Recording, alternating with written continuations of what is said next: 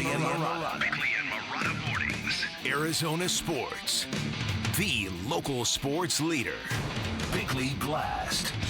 Oklahoma City is in the NBA Finals, and their demolition of the Timberwolves should send shockwaves throughout the Western Conference. Let's hope Matt Ishbia is paying attention, because there are many lessons to be learned. The Thunder and the Pacers might become the first championship match between teams that will not spend a penny on luxury taxes. So, throwing big money at expensive players is clearly not the answer. There's also a minority of people who believe not trading Kevin Durant is the best route. Eddie Johnson suggested as much yesterday, and Brian Windhorst now leaves a 2% chance open that the Suns will run it back. That would be insanity. The Big Three in Phoenix prove they are miles behind the Timberwolves, who in turn prove they are miles away from the Thunder. There are hints of delusion in Phoenix, and assuming a first-year head coach could both lead and mold themselves to the desires of Book and KD is utter madness, but it's very, very clear to me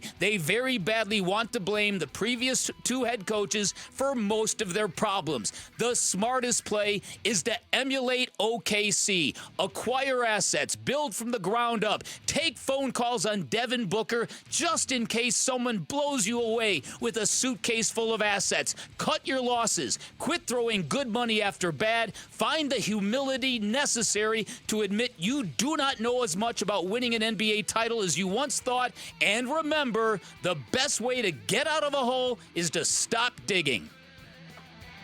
All right, today's Bickley Blast brought to you by my great friends at Chapman BMW, who make luxury attainable. Find them online at chapmanbmw.com. Ooh, a lot to chew on from the Blast today. Ooh, spicy. Where do I start? Do I start with the... Wherever you want to start. The nugget about the 2% chance from Brian Windhorst speculating that the Suns could run it back. Insanity is, I think, an apt term, but it's insanity if that's the path the Suns choose. If we get to July 1st and they're like, nope, we're good. We're going to run it back. We got our coach in place.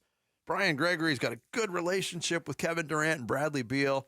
One more go. That, to me, is insanity. Yeah, that is insanity. If the result is that after they go down those roads of, hey, anybody interested in KD, and there's not really anything out there. And he's still an impactful enough player. I think there's going to be a market. My feelings on the Kevin Durant market have shifted about 87,000 times since the season ended. You know my feelings on the Bradley Beal circumstance, where it was reported very early on after the season, and Gambo was adamant about it and left himself zero wiggle room on what he said on the air. There is a 0% chance that Beal will be back. Mm-hmm. It didn't resonate with me at the time. It doesn't resonate with me now, because they are not in complete control of the situation. They're not. Bradley Beal is the John Doe in the last scene from Seven. John Doe has the upper hand.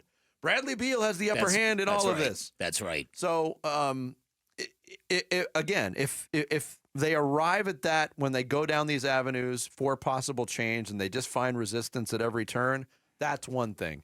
If they start the offseason by saying, we're running this thing back, we feel like we're a championship contender in the West, that's insanity to me. What worries me is the why getting a first-year head coach was an explicit priority. I've said this before. There's a distinction between being blown away by a guy that you gave an interview to that never has done the job, and you go, it doesn't matter, that guy's got everything. To make it a priority almost makes me believe they want to find a young guy. Okay, let me rephrase this. Their approach could make it seem like one of the options they're considering is, let's pick a head coach that Devin Booker and Kevin Durant really like, because that was the issue before. We picked their coach for them last time. Let's let them pick a young guy they really like, and it'll be a collaboration between them. That, to me...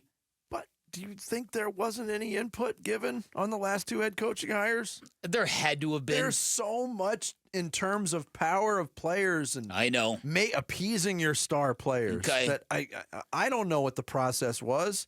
I know what the results were, but I would assume that there was some level of conversation about, hey, KD, what do you think of Mike Budenholzer? What do you think, Book? You went against him in the NBA Finals in 21. Pretty good coach, right? I have to assume that happened. Right. I think it would be derelict otherwise. No, I think you're right, but I think they could really take it.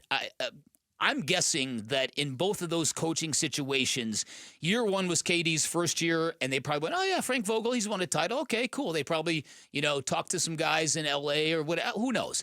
But I think maybe really going all in with let's get a young guy and then we can have him mold himself and his coaching style around you guys. And that will ensure your happiness and that will ensure our connectivity.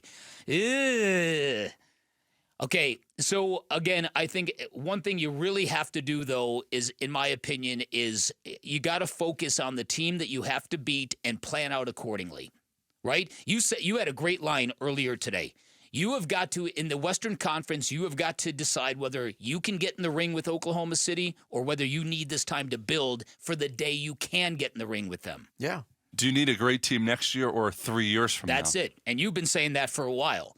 And this is exactly what Matt Ishbia doesn't want to do, and that's why when I mentioned hints of delusion, and I understand why Matt Ishbia feels this way. He played college basketball for a legendary head coach, and that is framed the way he thinks about everything, and he's become ultra successful at a very young age. Mm-hmm. I don't blame him for thinking he could come in and conquer the NBA. I hope, though, these last couple of years have taught him some things about winning in professional sports that many billionaires who don't have the back. It's like you and me. Say you and me won the lottery and then said, you know what I want to do? I want to be a pilot. I'm going to go jump in that plane, and because I'm really successful, I'm going to get this thing to cruising altitude in no time. You're assuming your expertise in this area is going to translate to this area. Yeah, then you find yourself landing in a cornfield in Glendale. Wait a minute, they have corn in it? Right? And so I hope he's had the realization. Now, I gave Matt Ishbia a long leash on this because he played college basketball. But you and I have played hundreds of thousands of hours of pickup basketball. So has Sammy. It doesn't mean we're equipped to run a basketball team. Well, I mean, it's a little different level, but it's a different level. But to your point too, I mean, it all boils down to the Suns feel like they can stay relevant while tweaking, not rebuilding. All right.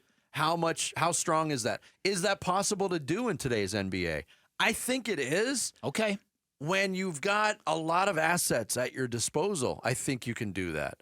The challenge is, if that is what the path is, we're not going to bottom out.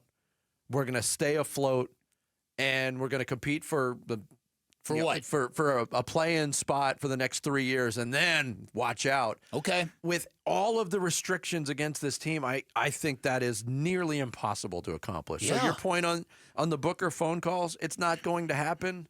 And I know everybody gets triggered when you even bring it up. I know. But there's a responsibility.